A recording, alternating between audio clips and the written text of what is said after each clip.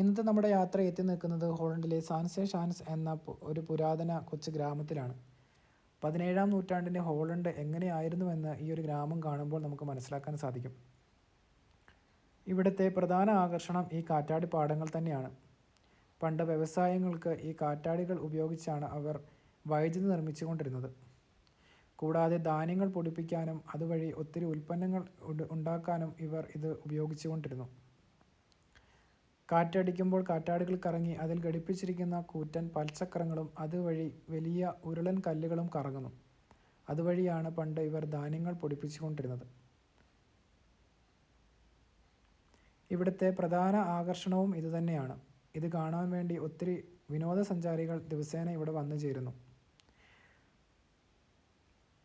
പണ്ടത്തെ കാറ്റാടികൾ എങ്ങനെയായിരുന്നു പ്രവർത്തിച്ചിരുന്നത് എന്ന് നമുക്ക് ഈ ഒരു സ്ഥലങ്ങൾ കാണുമ്പോൾ വ്യക്തമായി മനസ്സിലാക്കാൻ സാധിക്കും.